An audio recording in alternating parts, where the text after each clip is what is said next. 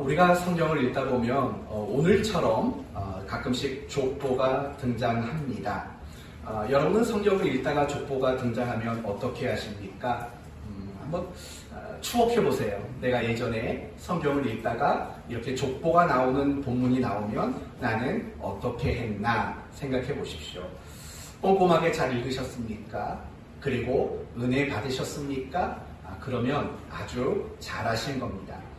그러나 대부분의 성도들은 이렇게 성경을 읽다가 족보가 나오면 어떻게 하냐면 그냥 건성으로 읽으면 다행인 겁니다. 건성으로 읽으면 다행이고 아예 그냥 그 족보 부분은 건너뛰는 경우들이 사실은 대단히 많습니다. 왜 그럴까요? 사실은 이 족보에 나오는 사람들의 이름을 읽는 것조차도 이게 방언이 나올 정도로 혀가 꼬일 이름들이 많기 때문이죠. 그리고 족보를 읽으면서도요, 도대체 이 사람이 누구야? 도무지 알 길이 없는 사람이 훨씬 더 많기 때문입니다. 그러나 우리가 족보를 읽으며 그저 건너뛰어가는 이유는 족보가 얼마나 중요한 것인가 라는 사실을 알지 못하기 때문입니다. 우리는 그런 생각을 합니다. 뭐 족보 같은 거야 그냥 넘어가도 별 문제 없지, 너무 가볍게 생각하는 경향이 있다는 겁니다.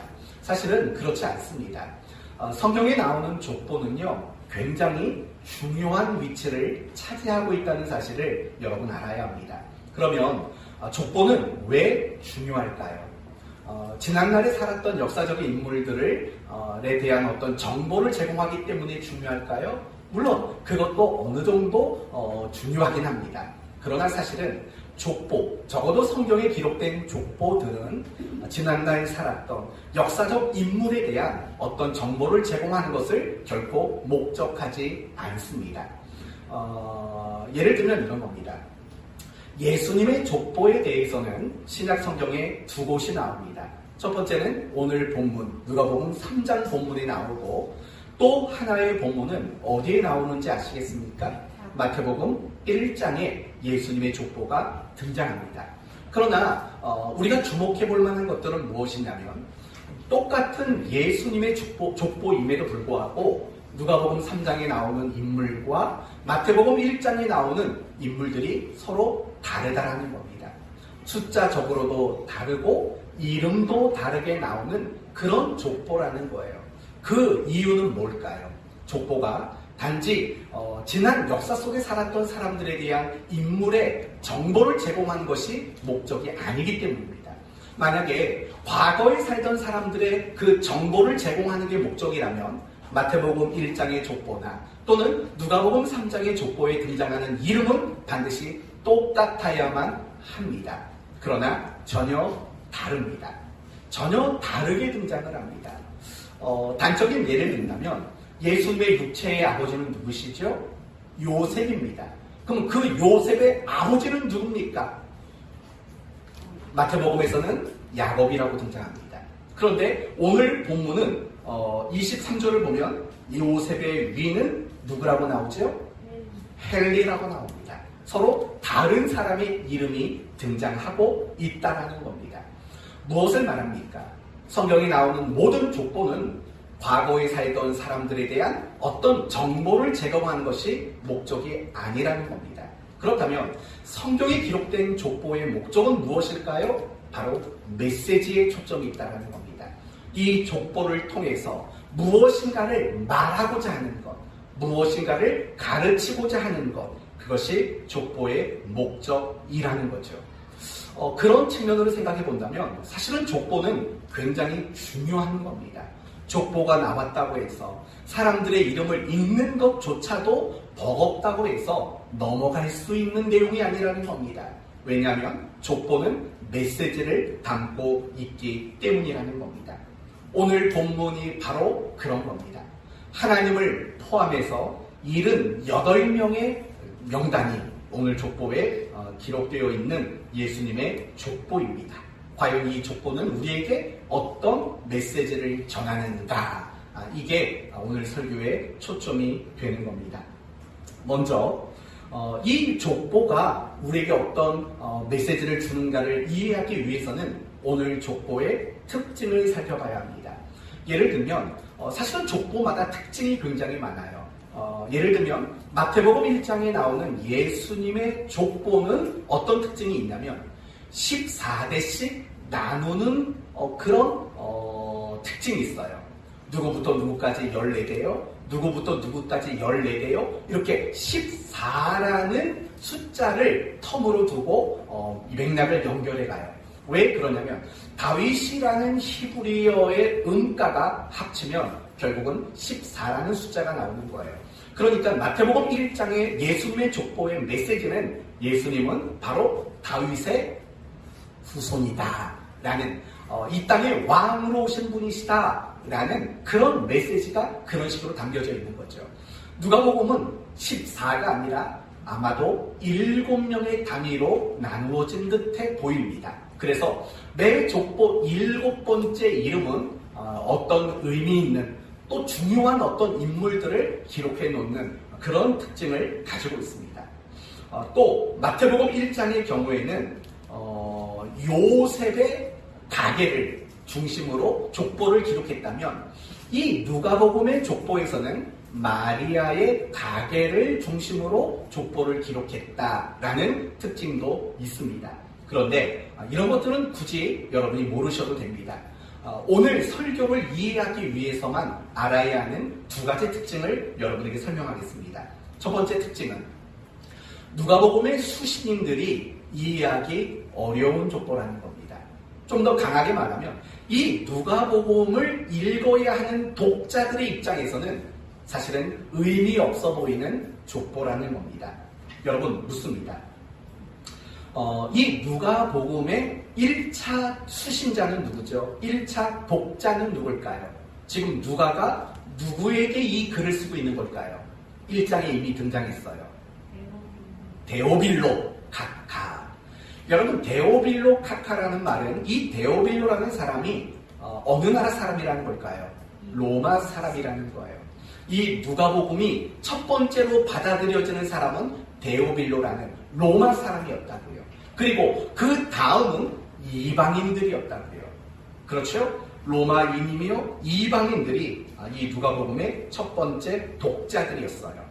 그렇다면 생각해 보세요. 그들은 유다의 역사를 알지 못하는 사람이에요. 그리고 족보에 등장하는 인물들도 사실은 전혀 알 수 없는 그런 사람들이라는 거예요. 그렇지 않습니까? 그런 사람들이라는 거죠. 따라서 데오빌로나 또는 이방인들이 오늘 이 족보를 접한다면 사실은 이해하기가 대단히 어려울 수밖에 없을 겁니다. 사실 우리도 마찬가지잖아요. 우리가 성경의 족보를 읽다 보면 사실은 읽고 싶지가 않아요. 왜냐하면 사람이 누군지도 모르고 읽는 것도 어렵고 읽어봤자 어떤 얻어지는 것도 없다고 우리는 느끼기 때문이에요. 왜 그런 생각이 들지요? 우리도 유다의 역사를 몰라요. 그리고 그 역사 속에 등장했던 그 인물들이 누구인가를 바르게 알지 못해요. 그러니까 성경의 족보를 읽다 보면 사실은 어려움이 느껴질 수밖에 없는 것은 사실인 거죠. 바로 그렇다라는 거예요.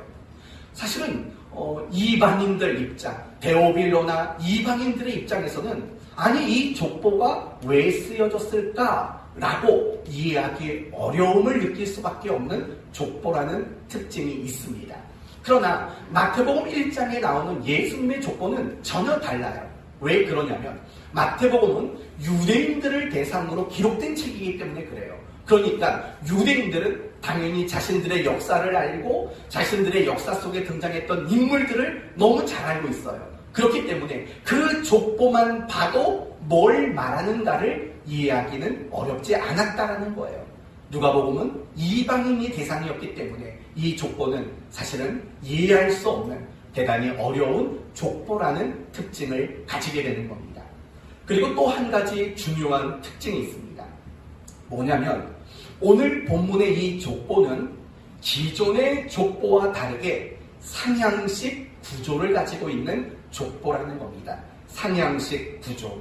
다시 말하면 거슬러 올라가는 형식의 족보라는 말입니다.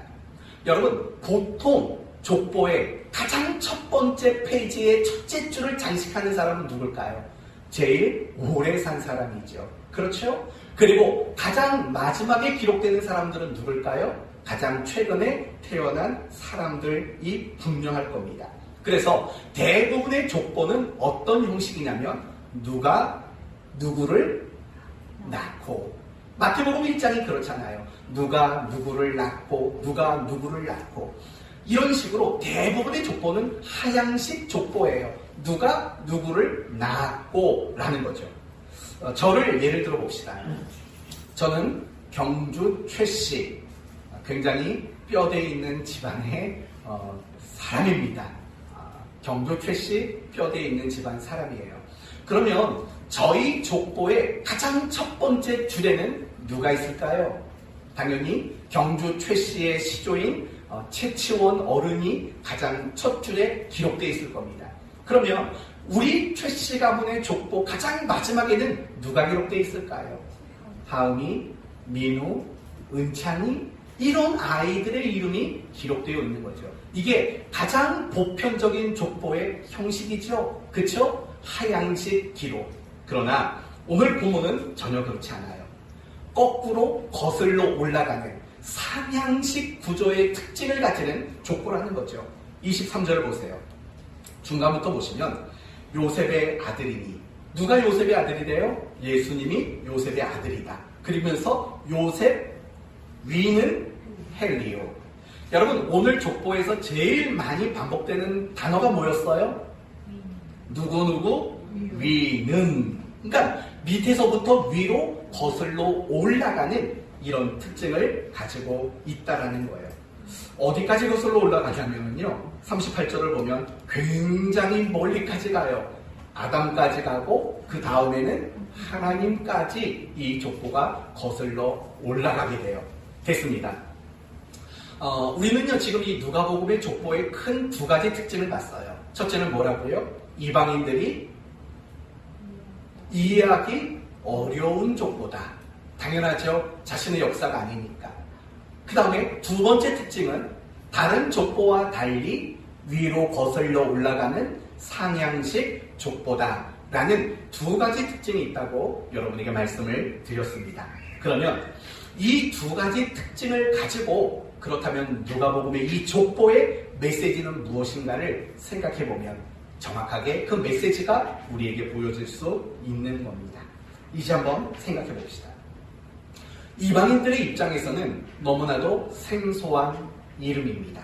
그러나 이방인들에게는 생소한 이름들임에도 불구하고 그들에게 잘 알려지는, 눈에 띄는 인물이 분명히 등장할 겁니다. 그게 누굴까요? 38절을 보면 아담이며 하나님이라는 이름은 그들이 어렵지 않게 이해할 수 있는 명단일 겁니다. 또 이 족보의 특징은 상향식으로 올라가는 특징이 있다고 했습니다. 그러면 이름을 다 몰라요. 그러나 끝까지 올라가다 보면 가장 주목할 수밖에 없는 인물이 두 사람이 나오죠. 두 사람, 두 명단이 나오죠. 누구와 누굴까요? 아담과 하나님이라는 이름이 등장하게 될 겁니다. 사실은 이 누가복음의 족보의 가장 중요한 구절은 38절인 거예요. 예수님은 누구시냐? 아담의 후손이다. 더 나아가서는 하나님의 후손이다 라는 거죠. 다르게 말하면 예수님은 사람의 아들, 모든 사람의 대표자이며 하나님의 아들이다 라는 겁니다. 더 간단하게 말하면 예수님이 누구시냐? 바로 하나님의 아들이다. 이게 바로 누가복음의 메시지라는 겁니다. 예수님이 누구시라고요? 하나님의 아들이시다. 이게 바로 오늘 우리가 읽은 이 족보의 메시지인 겁니다. 이 점은요, 이 족보 앞본문과 뒷본문을 보시면 또 명확하게 확인이 됩니다. 이 족보 앞부분에 나왔던 얘기가 뭡니까? 예수님이 요한에게 세례를 받으시는 장면이었어요. 그런데 22절을 보시면 세례를 받고 나서 어떤 일이 일어나냐면 22절, 하늘로부터 소리가 나기를 너는 내 사랑하는 아들이라. 하나님이 하늘에서 음성을 들려주셨어요. 뭐라고요? 너는 내 사랑하는 아들이다. 그리고 오늘 본문도 역시 그 위는 하나님이시라. 바로 하나님의 아들로서 예수님이 소개가 되는 거죠. 또 4장으로 넘어가 보시면 예수님이 광야에서 40일 동안 금식을 하십니다.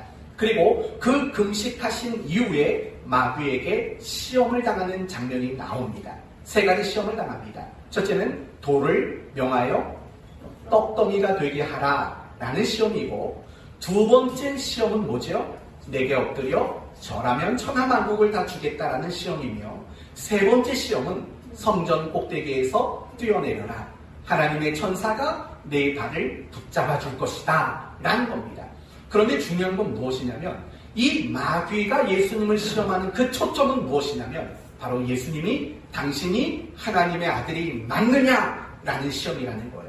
그래서 여러분 3절 말씀을 보시면, 4장 3절이에요. 보시면 마귀가 이르되 네가 만일 누구거든? 하나님의 아들이거든. 9절 또 이끌고 예루살렘으로 가서 성전 꼭대기에 세우고 이르되 네가 만일 하나님의 아들이거든. 그러니까 결국 이 족보 앞에 있었던 세례 사건과 족보 뒤에 나오는 시험 사건, 그 사건은 모두가 다 예수님이 누구시라는 것을 밝히는 사건이죠. 하나님의 아들이다. 그리고 그 중심에 이 족보가 기록되므로 예수님은 하나님의 아들이시다 라는 메시지를 우리에게 강조하고 있는 겁니다. 맞습니다. 결국 예수님은 아담의 후손, 곧 인간으로 이 땅에 오신, 그러나 하나님의 아들이신 분이시다. 하나님의 아들이시다. 바로 이것이 이 누가복음의 족보가 말하는 메시지라는 겁니다. 여기서부터 이제 오늘 이야기를 이제 본론으로 들어가자라는 겁니다. 사랑하는 성도 여러분, 예수님이 누구시라고 말했습니까? 하나님의 아들이다 라고 말했습니다. 그러면 하나님의 아들이라는 말의 의미가 뭔지는 혹시 알고 계신가요? 우리가 성경을 보면 하나님의 아들입니다, 당신은 하나님의 아들입니다 라는 말이 많이 나와요. 그렇다면 하나님의 아들이라는 말의 의미는 과연 뭘까요? 크게 2가지 의미가 있어요. 첫째는 언약을 성취하실 분이라는 뜻이 있어요. 여러분 창세기 보시면 하나님이 아브라함에게 뭘 약속하시죠? 아들을 약속하셔요. 씨를 약속하신다고요. 그것은 언약의 굉장히 중요한 핵심인 거예요. 그래서 구약 성경은 아들이라는 개념은 반드시 하나님이 인간에게 주신 언약 또는 약속에 굉장히 중요한 연관이 있는 표현인 거예요. 그러니까 바로 예수님이 하나님의 아들이라는 것은 모든 언약을 성취하실 분, 더 나아가서 메시아이시며 그리스도이시며 구원자라는 뜻이 담겨져 있는 겁니다. 그게 하나님의 아들이라는 뜻이에요. 그리고 또 한 가지의 뜻은 무엇이냐면 하나님의 자녀된 자들에게 모범이 되신 분이라는 뜻이에요. 모범이 되신 분. 그러니까 예수님은 하나님의 아들이십니다라는 고백은 이 2가지인 거예요. 첫째는 예수님이야말로 모든 언약을 성취하시는 구원자이십니다. 그리고 더 나아가서 그분으로 인해서 구원받은 자들의 삶의 모범 되신 분이십니다 라는 말의 뜻이 바로 하나님의 아들이라는 말 속에 담겨져 있는 겁니다. 사랑하는 성도 여러분, 예수님은 우리의 구원자이십니다. 그러나 중요한 것은 예수님이 나의 구원자이심으로 끝나지 않는다는 겁니다. 우리가 예수님을 통해서 구원을 받았습니다. 그리고 구원받은 이후에도 예수님은 여전히 내 삶의 모범으로 내 삶에 계신 분이라는 거죠. 그러니까 예수님으로 말미암아 구원받은 사람은 날마다 예수님을 삶의 모범으로 삼아야 하는 책임이 주어져 있다는 것을 말하고 있는 겁니다. 예수님의 인격과 성품과 삶의 내용과 그분의 인생의 목적을 우리는 본받고 우리는 그분을 닮아내야 합니다. 그게 바로 신앙생활인 겁니다. 신앙생활은 다른 그 어떤 것이 아닙니다. 무엇을 많이 아는 것이 아니고 무엇을 많이 하는 게 아닙니다. 신앙의 본질은, 신앙생활의 본질은 결국에는 예수님의 인격과 그분의 성품과 그분의 살아냈던 삶을 모범 삼고 나도 살아내고 나도 그분을 닮아가는 것, 그것이 신앙생활의 본질일 수밖에 없는 겁니다.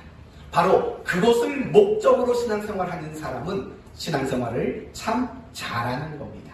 그러나 그런 목적이 없다면 참다운 신앙생활을 하고 있다고 말하기는 어려운 겁니다.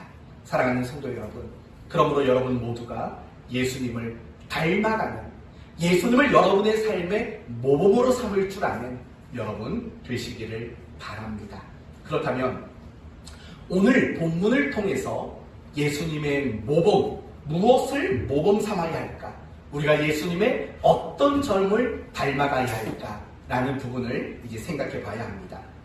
오늘 본문을 보면 대단히 특이한 기록이 하나가 있습니다. 어떤 기록이냐면 23절에 예수께서 가르치심을 시작하실 때 나이가 어떻게 된다고 언급합니까?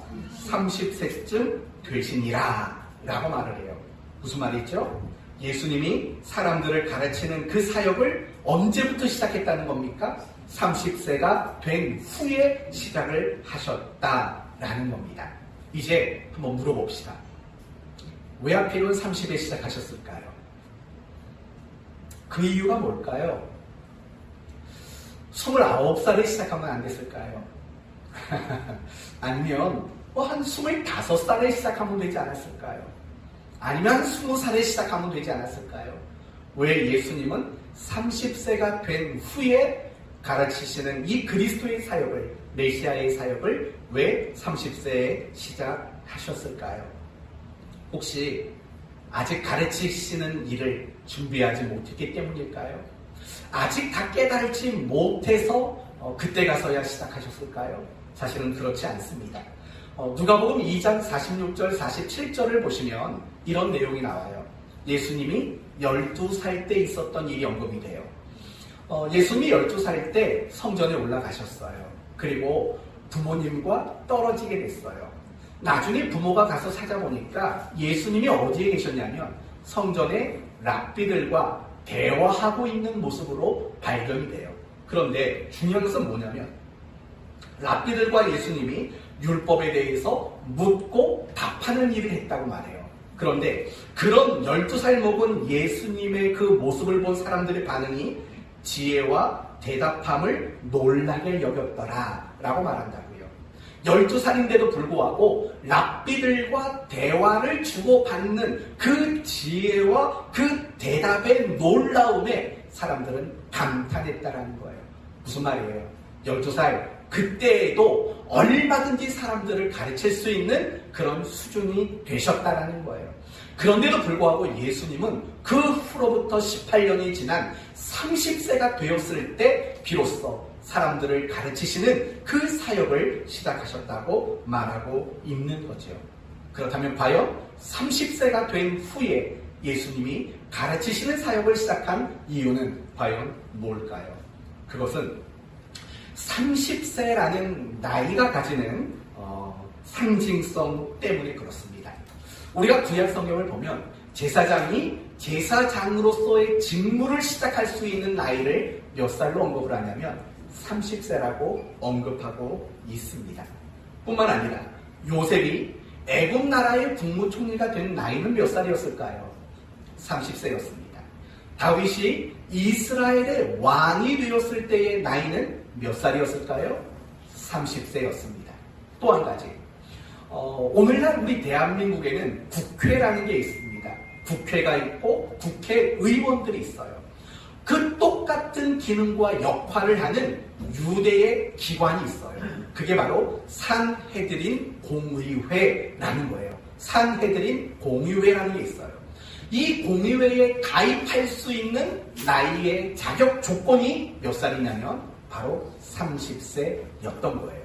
그러니까 당시 유다의 문화권 속에서는요, 어떤 중요한 일을 시작할 수 있는 가장 정당하고도 적합한 나이가 몇 살이라고 말하는 거냐면 30세라고 말하고 있는 거예요.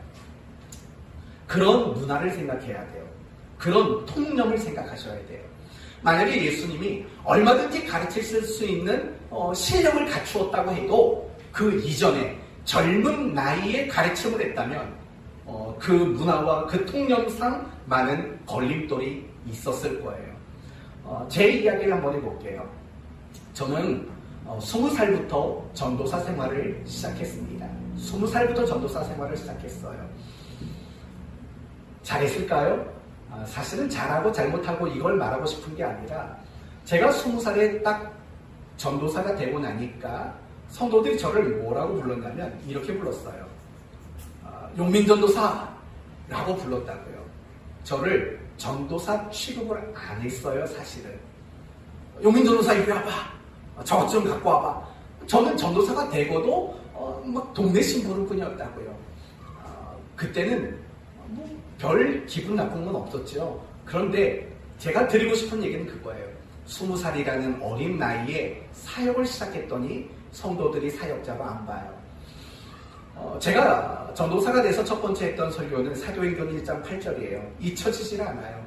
잊을 수가 없죠. 첫 번째 설교인데 그 설교를 정말 몇 줄을 준비했는지 몰라요. 원고를 쓰고 지우고 다시 쓰고 얼마나 많이 반복했는지 제가 원고를 따박따박 다 외웠어요. 제가 그때에는 이렇게 카세트 테이프 녹음하는 게 있잖아요. 저는 녹음을 다 했다고요, 제 설교를. 그리고 나중에 제 원고를 보면서 설교를 들었어요. 그러면 95% 이상은 토시도 안 틀릴 정도로 그렇게 설교 준비를 굉장히 열심히 했어요. 그러니까 성도들이 나중에 뭐라고 말했냐면 저한테 이렇게 말했어요. 목사님이 써주셨지? 라고 말을 하더라고요. 그때는 진짜 억울했어요. 정말 오랜 시간 동안 온갖 주석들을 다 읽고 그걸 정리해서 기도하면서 설교 원고를 만들었는데 목사님이 써준 거 아니냐고 저한테 그렇게 따져묻더라고요. 아니라고 말했는데 거짓말하지 말라고 말하더라고요. 그런 거예요. 20살인데 설교 준비를 뭐 얼마나 했겠어. 신학교 들어가자마자 설교를 하는데 그게 뭐 그분들에게 기대가 있겠습니까? 그런 거라는 거죠. 예수님이 30살이 되셔서 비로소 가르치는 사역을 시작하셨던 이유는 그 시대에 그게 문화였고 그게 통념이었기 때문에 그래요. 그래서 예수님은 30살이 되실 때까지 묵묵히 기다리셨다는 거예요. 제가 오늘 여러분들이 드리고 싶은 이야기가 바로 이 말인 거예요. 예수님은 그 전에라도 얼마든지 가르치실 수 있었어요. 하지만 때를 기다리신 거죠. 하나님의 때를 묵묵히 기다리신 예수님의 이야기. 가르침을 시작하실 때에 30세쯤 되시니라 라는 이 말 속에 기다림을 우리는 모범 삼아야 한다는 겁니다. 사랑하는 성도 여러분, 예수님은 내 삶의 모범이에요. 그분의 말처럼 우리는 말해야 되고 그분이 생각처럼 우리는 생각해야 돼요. 그분의 삶을 우리는 똑같이 살아내야 돼요. 이게 사실 진짜 신앙생활인 거예요. 우리가 뭐 예배 많이 드렸다, 성경 많이 봤다, 기도 많이 했다, 사실은 중요한 거고 당연한 거예요. 하지만 그게 결과는 아니에요. 그게 목적은 아니에요. 그게 목적이 될 수가 없어요. 우리의 진정한 목적은 예수님을 닮아가고 닮아내는 게 목적이에요.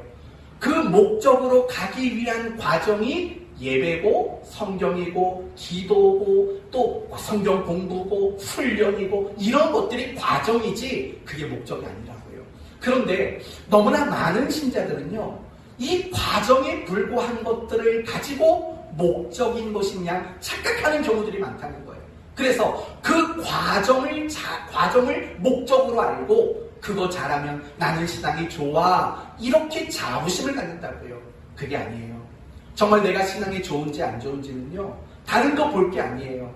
예수님을 얼마나 닮아냈느냐, 예수님을 얼마나 모범 삼고 살아가느냐, 그게 내가 신앙생활을 잘하느냐 못하느냐의 기준이 되어야 해요. 이렇듯이 우리는 늘 예수님을 닮아가는 거, 그게 우리의 목적이 돼야 돼요. 그리고 특히 오늘 본문 같은 경우에 예수님이 우리에게 보이시는 모범이 뭐예요? 때를 기다리심이라고 했어요. 그러면 우리도 마찬가지인 거죠. 우리도 하나님의 정한 때를 기다릴 줄 아는, 어떤 순간이든 우리 모두는 기다릴 줄 아는 그 모범을 본받아야 되는 거예요. 왜 그래야 되냐면 하나님은 우리를 기다리게 하실 때가 사실은 너무 많기 때문에 그래요. 우리를 기다리게 하는 순간들이 우리의 인생 속에 너무 많아요. 아브라함의 경우를 생각해 보세요. 하나님은 75살 먹은 아브라함에게 아들을 주겠다고 약속하셨다고요. 그러나 그 아들을 얻기까지 몇 년이라는 시간을 기다리게 하셨죠? 25년이라는 시간을 기다리게 하셨어요. 하나님은 이스라엘 사람들을 애굽 땅에서 건져내시면서 그들에게 무엇을 약속했냐면 내가 젖과 꿀이 흐르는 가나안 땅을 주겠다라고 약속을 하셨다고요. 그런데 그 약속을 몇 년을 기다리게 하셨냐면 40년을 기다리도록 하나님은 만드셨다는 거예요. 다윗의 경우도 마찬가지예요.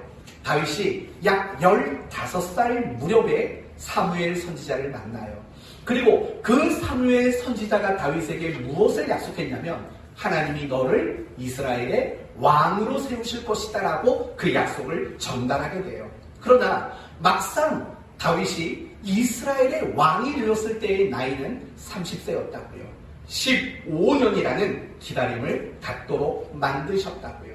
그 밖에도 성경에 나오는 대부분의 인물들의 공통점은 뭐냐면 하나님이 기다리게 하시는 일들을 경험했던 사람이라는 공통점이 있다라는 거예요.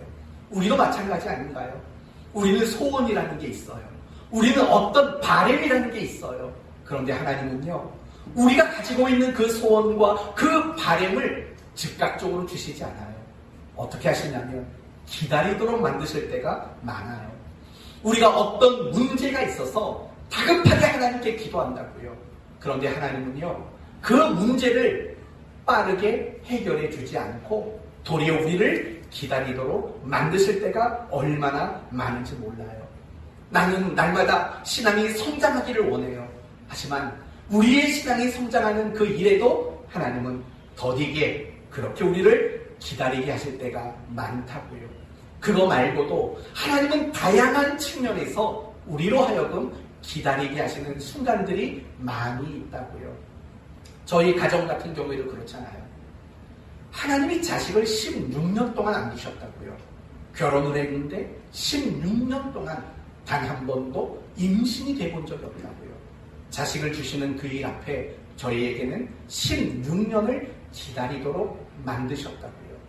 그래서 우리 딸내미가 임신됐을 때 제 별명이 목회자들 사이에서 최브라함이었습니다. 최브라함, 아브라함, 최브라함. 제가 아시는 아니니까 아무튼 그런 별명이 붙었다고요. 그렇게 기다리게 하세요. 또 우리 교회가 개척한 지도 벌써 15년, 16년을 향해 가시네요. 이제 주시려나요? 16년 돼가면? 교회가 부흥을 안 한다고요. 여기가 빨리 차서 이 유아실 틈 터고 넓게 쓰면 좋겠다 마음을 먹어도 이 부흥을 시켜주시는 일도 너무 기다리게 만드셔요. 사랑하는 성도 여러분, 혹시 여러분 가운데 하나님이 여러분에게 뭔가를 기다리게 하시는 그런 경험을 지금 하고 있는 분 안 계세요? 뭔가를 자꾸 기다리게 만드시는 무언가가 혹시 여러분에게 없나요? 생각해 보셨으면 좋겠어요. 짧은 시간이겠지만 지금 이 시간 한번 생각해 봐요. 하나님이 나를 기다리게 하고 있는 그것은 무엇입니까? 분명히 있을 거라고요. 나를 기다리게 하시는 그 무엇인가가 여러분 모두에게는 분명히 있을 거라고요. 그걸 기억하셔야 해요. 기억해 보세요. 그리고 나서 이제 다음으로 넘어가 봅시다. 하나님은 왜 기다리게 하실까요? 정말 하나님은 너무나도 많은 면에서 많은 순간 우리를 기다리게 하는데 기다리게 하시는 이유는 뭘까? 그것은 훈련이 목적이에요. 우리를 왜 훈련하실까? 우리에게 유익을 주시기 위함이에요. 그러면 우리에게 어떤 유익을 주시기를 원하실까? 우리에게 신앙과 인격이, 성품이 더 성숙하게 만드시기 위한 유익을 주기 위함이라는 거예요. 다시 말하면 이런 거예요. 우리를 하나님 사람답게 만드시는 것, 우리를 더 성숙하도록 만드는 것, 그게 우리를 기다리게 하시는 하나님의 이유라는 거예요. 요셉이라는 사람을 한번 생각해 보시겠습니까? 요셉은 아버지에게 편애를 받은 사람이에요. 아버지의 사랑을 독차지 받았어요. 그래서 형들이 미워했지요. 그러다가 어느 날 꿈을 꿨네요. 그 꿈의 내용이 뭐예요? 형들이 다 내게 엎드려 절하던데요. 참 철딱선이 없는 사람이에요. 아니 그런 꿈을 꿨으면 조용히 아버지에게 가서나 말하든가. 아니 형들에게 그런 말을 했지요. 철딱선이 없죠. 그래서 그 결과 형들에게 더 큰 미움을 받았어요. 형들에게 미움을 자꾸 받으니까 그 형들에게 복수할 수 있는 방법은 한 가지밖에 없었어요. 그게 뭘까요? 형들의 잘못을 고자질하는 것 말고는 방법이 없었던 거예요. 그래서 요셉은 아버지에게 형들의 잘못을 늘 가서 고자질하는 방법으로 형들을 복수했죠. 그게 요셉의 미숙함이에요. 그러나 시간이 오랜 후에 나중에 형들을 다시 만났을 때 요셉은 형들을 용서했다고요.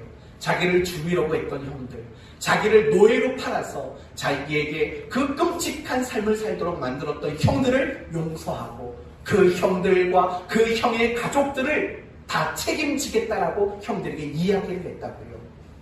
굉장히 성숙한 사람이 되었죠. 이렇게 성숙한 사람이 될 수 있었던 이유가 뭘까요? 그것은 하나님이 주신 그 꿈, 하나님이 주신 그 비전, 그것을 기다리는 그 기다림이 만들어낸 결과물이었다라는 거예요. 모세도 마찬가지였어요. 모세는 히브리 사람이었어요. 유대 사람이었어요. 그럼에도 불구하고 그는 애굽의 왕자로 성장을 했어요. 그가 40살이 되었을 때 이런 마음이 들었어요. 내 동족을 도와야겠다. 내가 여기서 왕의 자리에서 호화호식 나만 잘 먹고 잘 사는 게 아니라 내 동족 히브리인을 도와야겠다. 이 귀한 결심을 하게 됐다고요. 그리고 밖을 쳐다봤더니 히브리인을 애굽 사람이 괴롭히는 걸 봤어요. 그러자 모세는 혈기가 났죠. 당장 내려가서 그 애굽인을 쳐 죽이고 땅에 묻어버렸어요. 여러분 같으면 그런 결심할 수 있을 것 같으세요? 왕인데 내가 그 왕의 자리를 굳이 내려놓고 포기할 이유가 있겠어요? 여러분 같으면 그걸 하겠냐고요. 근데 모세는 그런 위대한 결단을 내렸어요. 하지만 하나님은 그 모세를 받아주지 않았어요. 하나님은 그 모세를 이스라엘을 히브리인을 구원했는데 써주지 않았어요. 적합하지 않기 때문이에요. 왜냐하면 그 40살 먹은 모세는 무엇이 많았기 때문일까요? 혈기가 많았기 때문이에요. 적합하지 않아요. 하나님의 사람으로 적합하지 않아요. 여러분 생각해봐요. 하나님의 일꾼이 혈기가 많다면 하나님의 일꾼에 적합하겠냐고요? 아니지요. 리더는 하나님의 사람은 혈기 부리면 안 돼요. 그거 하나님 영광 가리우는 결과를 만들 수밖에 없게 돼요. 그 후로 모세는 이것저것 다 못 이루게 돼요. 왕의 자리도 놓친 거고 그렇다고 히브리인을 구원하는 그 역할을 하겠다는 것도 이루지 못해요. 광야로 도망을 쳐요. 40년이 지났어요. 80살이 됐어요. 그때 가서야 비로소 하나님이 모세를 불러요. 우리 민족을, 하나님 내 백성을 네가 가서 구원해내라. 그때 가서야 모세를 쓰신다고요. 왜냐하면 80 먹은 모세는 굉장히 온유한 사람이 되었기 때문이에요. 그래서 성경은 뭐라고까지 말하냐면 모세는 땅에 있는 모든 사람들보다 온유함이 크더라 라는 칭찬을 받게 되는 거예요. 그렇다면 그렇게 혈기 많아서 하나님께 쓰임받기에 부족했던 그 사람이 온유한 사람이 되어서 하나님께 쓰임받을 수 있는 사람으로 바뀔 수 있었던 이유가 뭘까요? 40년간의 기다림이 만들어낸 결과라는 겁니다. 바로 이런 것이에요. 우리도 마찬가지인 거예요. 우리도 신앙생활을 지금까지 해오면서 뭔가를 얼마나 기다렸던 순간들이 많았는지 몰라요. 지금도 여전히 기다리고 있던 것들이 많아요. 그 기다림이 오늘 여러분을 만든 거예요. 그 기다림이라는 훈련이 결국 오늘 여러분의 신앙의 수준에 도달하도록 만든 원인이 된다라는 거예요. 그래서 야고보서 1장 4절에는 이런 말이 나와요. 인내를 온전히 이루라. 이는 너희로 온전하고 구비하여 조금도 부족함이 없게 하려 하십니다. 인내하라고 말해요. 기다리라고 말해요. 이유는 뭐라고요? 온전하고 구비하여 조금도 부족함이 없게 하려 합니다. 무슨 말이죠? 우리를 더 온전하게 만드는, 우리를 더 완전하게 만드는 그 목적을 위해 우리에게 기다림이라는 것을 하나님은 허락하신다라는 뜻인 거죠. 우리는 지금까지 이런 것들을 봤습니다. 하나님은 우리를 기다리게 하신다. 왜 기다리게 하셔요? 우리를 더 성숙시키고 더 하나님의 사람답게 만들기 위해 기다리게 하셨다는 거죠. 그러면 다시 묻을게요. 어떤 신자가 훌륭한 신자일까요? 이거 대답 못하면 오늘 설교 다시 시작하겠습니다. 하나님은 어떤 신자가 훌륭한 신자일까요? 딱 두 분에게만 물어보겠습니다. 아니, 한 분에게만. 정내영, 어떤 신자가 훌륭한 신자인가요?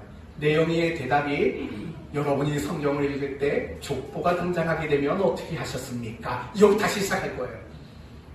엄마가 땀을 삐질삐질 흘리고 있어요. 네, 내영아, 어떤 신자가 훌륭한 신자일까요? 정답이에요. 다들 화색이 돌아요. 소연이, 다행이다. 벌써 40분이 됐는데 다시 시작하면 집에 가라는 건가? 맞아요. 정말 훌륭한 신자는요, 다른 어떤 신자가 아니에요. 정말 기다릴 줄 아는 신자. 하나님의 때를 기다릴 수 있는 신자. 그런 신자가 훌륭한 신자예요. 여러분, 강아지도요, 훌륭한 개가 있어요. 어떤 개인지 알아요? 기다려. 아시죠, 이거? 기다려 했을 때 기다리는 개는 정말 훌륭한 개예요. 근데 기다려 하면 못 기다려요. 그건 별로 훌륭한 개가 아니에요. 문집사님, 집에 개가 한 마리가 남았죠? 3마리 중에서. 기다려가 되나요? 돼요? 훌륭한 개입니다. 우리 최영선 집사님, 기다려가 됩니까? 아직 기다려가 안 된 겁니다. 아직 석 달 정도밖에 안 된, 넉 달밖에 안 된 작은 개기 때문에 그래요. 그런 거예요. 기다릴 수 있다라는 거, 그게 실력이고요. 기다릴 수 있다라는 거, 사실은 그게 굉장히 훌륭한 거예요. 기다리지 못하면 신앙이 좋은 게 아니지요. 그리고 더 나아가서 기다리지 못한다면 사실은 많은 문제가 생겨요. 조급함이 모든 걸 문제로 만드는 거죠. 교통사고가 왜 날까요? 조급하니까요. 그쵸? 부부는 왜 싸울까요? 조급하니까 싸우는 거예요. 부모가 자식을 보면서 왜 실망할까요? 조급하니까 실망하는 거죠. 왜 우리는 염려와 근심이 끊이지 않을까요? 조급하기 때문이에요. 신앙생활도 마찬가지예요. 우리가 신앙생활을 하면서 다양한 문제가 생겨요. 예를 들면 원망, 강팍, 의심, 염려, 갈등, 무엇보다 불순종이라는 문제가 생겨요. 결국 이런 신앙상의 문제가 생기는 이유는 다 뭐냐면 기다리지 못하는 거예요. 조급하니까 문제가 생기는 거예요. 예를 들면 시내산 아래에 이스라엘 백성들이 만든 게 뭐예요? 금송아지를 만들었잖아요. 그건 불신앙이에요. 신앙에서 이탈한 거예요. 왜 그걸 만들었을까요? 모세가 산에 올라갔는데 빨리 안 내려오는 조급함. 그것 때문에 금송아지를 만든 거예요. 기다릴 줄 모르는 그 모습이 금송아지를 만든 거죠. 여러분, 사울 왕이 결국에는 다 버림을 받았다고요. 어느 날 블레셋 나라가 전면전을 시도했어요. 그래서 사무엘에게 요청했죠. 와서 우리에게 축복해 주십시오. 사무엘이 이렇게 말해요. 알겠습니다. 7일 안에 가겠습니다. 그런데 사울 왕이 7일이 다 되어도 사무엘이 오지 않으니까 이렇게 합니다. 자기가 직접 번제를 드렸어요. 하면 안 되는 거예요. 신앙에서 이탈한 거예요. 그렇다면 왜 그 일을 저질렀을까요? 조급해서. 사무엘이 빨리 오지 않는 거에 대한 조급함. 그것이 결국에는 그 신앙이 이탈하도록 만드는 원인이 된 거예요. 우리 주변에도 다 마찬가지예요. 신앙에서 자꾸 넘어지는 사람들, 신앙이 자꾸 흔들리는 사람들을 보면은요, 모두가 조급한 거예요. 왜 빨리 응답해 주지 않을까? 왜 빨리 축복해 주지 않을까? 왜 빨리 사업을 부흥하게 해주지 않을까? 왜 내 믿음은 빨리 안 자랄까? 이런 조급함이 우리로 하여금 신앙의 낭패를 보도록 만든다는 거예요. 항상 조급함은 우리의 일상에도 문제를 만들지만 우리의 신앙에서도 너무 큰 문제를 만들어요. 지금 여러분 마음속에 조급함이 있지는 않으세요? 뭔가에 대한 조급함, 뭔가가 빨리 이루어지기를 바라는 그 조급함에 마음이 빼앗겨지고 흔들려 있는 분들 혹시 안 계십니까? 그 조급함을 이겨내셔야 돼요. 여러분의 생각이 조급하지 않기를 바라요. 여러분의 말이 조급하지 않기를 바라요. 여러분의 행동이 조급하지 않기를 바라요. 여러분의 결정과 선택이 조급하지 않기를 바라요. 조급함을 이기시고 그 때를, 하나님의 때를 기다릴 줄 아는 여러분 되시기를 바랍니다. 조금만 더 할게요. 아까 내영이가 대답을 늦게 해서 이렇게 된 거예요. 하나님은 우리를 기다리기를 원하셔요. 그렇다면 우리가 기다릴 줄 아는 신자가 되기 위해서 필요한 게 뭘까를 생각해 봐요. 그건 결국 하나님께 대한 확신이 필요해요. 우리가 신앙생활 속에서 기다리지 못하는 것은요, 하나님께 대한 확신이 결핍되었기 때문이에요. 저는 여러분에게 두 가지 확신을 말할게요. 첫째는 하나님께서는 철저한 계획과 시간표를 가지고 있다는 확신을 가지셔야 돼요. 그래야지요, 우리는 내 시간표와 다를지라도 기다릴 수 있는 사람이 될 수 있는 거죠. 여러분, 이 말 자체를 생각해봐요. 기다려 하고 강아지한테 하는 것 같죠? 기다려. 여러분, 기다리라고 말하시는 하나님 입장에서 생각해 보신다면 뭐가 있을 것 같아요? 계획이 있는 거죠. 하나님의 시간표가 있는 거죠. 그게 없는데 기다리라고 하시겠냐고요? 그렇지 않죠. 하나님은 계획이 있고 시간표가 있어요. 그래서 우리에게 기다리라고 말씀하고 있는 거예요. 이걸 정말 잘 보여주는 본문이 창세기 15장의 본문이에요. 빨리 한번 넘겨보세요. 창세기 15장 13절. 창세기 15장 13절에서 15절. 창세기 15장 13절에서 15절. 13절에서 15절 한번 읽어봅시다. 시작. 여호와께서 아브라함에게 이르시되 너는 아버지 아니라 내 자손이 이방에서 괴리되어 그들을 섬기겠고 그들은 400년 동안 내 자손을 괴롭히리니 그들이 섬기는 나라를 가져가 가진자라며 그 후에 내 자손이 큰 재물을 들고 나오리라. 너는 장수하다가 하나님 이상에게로 돌아가 장자될 것이요 내 자손은 400년의 땅으로 돌아오리니 이는 아무리 족속의 죄악이 아직 가득하지 아니하느니라 하시더라. 아멘. 이건 하나님이 아브라함에게 언약을 주시는 장면이에요. 그런데 지금 여러분이 읽었던 그 장면의 내용들을 보면 이런 표현이 나와요. 400년 동안 네 자손을 괴롭게 하리라. 너는 장수하다가 네 자손은 4대 만에. 여러분, 이런 식의 표현들은 다 뭔 것 같아요? 하나님이 뭘 가지고 있는 것 같아요? 계획을 가지고 있는 거죠. 시간표를 가지고 있다는 거죠. 기다리라는 거죠. 성도 여러분, 우리가 기다리기 위해서는 하나님이 나를 향해 선하고 거룩하고 복된 계획과 시간표를 가지고 있다는 사실을 확신하는 일이 중요하다는 거예요. 우리가 얼마나 복되고 감사한 일이에요. 나를 향한 시간표를 가지고 있다고요. 여러분이 기다리고 있는 그 순간 사실은 두려워할 이유가 없어요. 불안에 떨 이유가 없어요. 왜요? 하나님은 여러분을 향한 사랑의 계획과 사랑으로 인한 시간표를 가지고 있는 분이기 때문에 그래요. 그걸 여러분이 분명히 확신하게 되면 기다릴 수 있는 훌륭한 신자가 되는 거예요. 또 한 가지는 여러분을 향한 사랑을 확신해야 돼요. 하나님이 여러분을 사랑하고 있다는 그 확신이 여러분에게 필요하다는 거예요. 누가복음 15장을 보면 탕자의 이야기가 나와요. 아버지에게 버릇없이 재산, 유산 미리 내놓으십시오. 받아서 먼 나라로 가서 허랑방탕하게 살았다고요. 그러다가 그는 아주 비참한 삶을 살아요.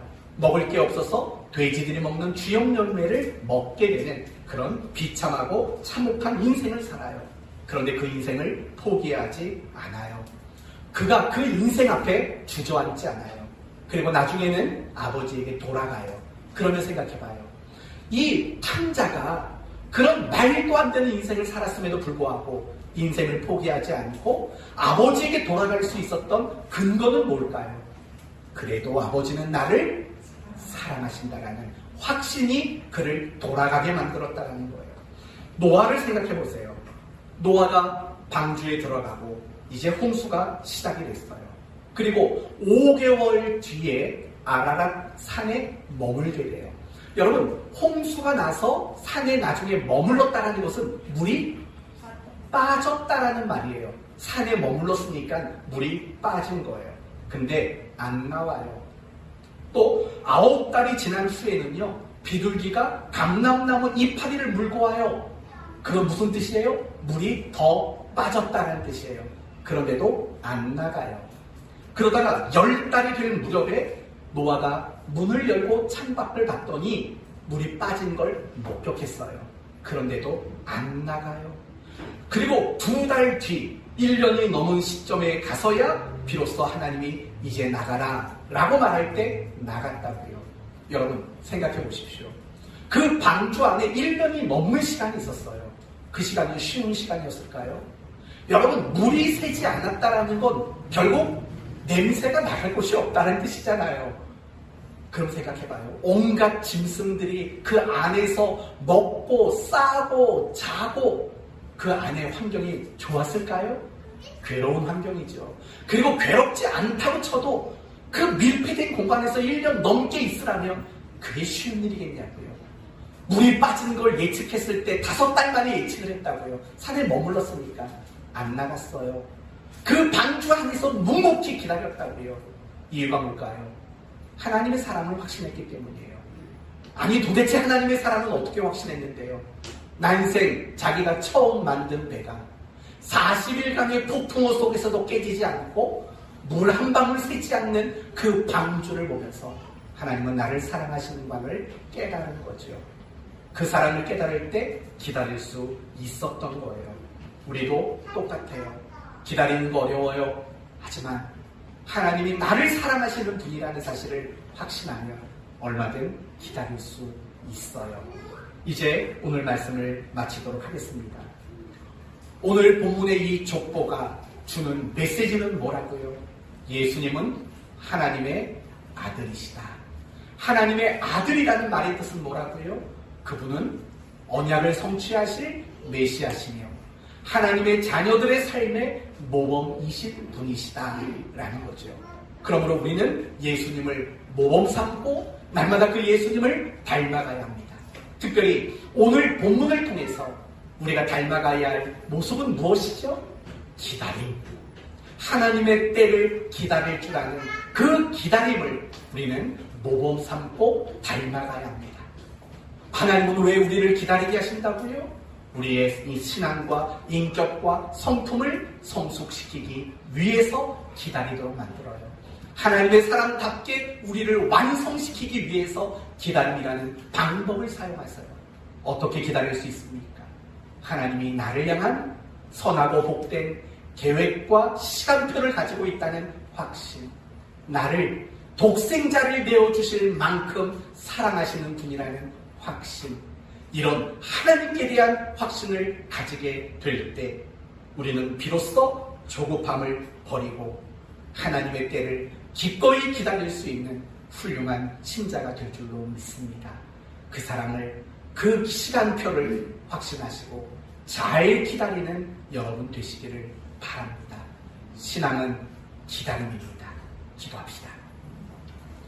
하나님, 예수님의 족보를 함께 묵상했습니다. 예수님은 하나님의 아들이십니다.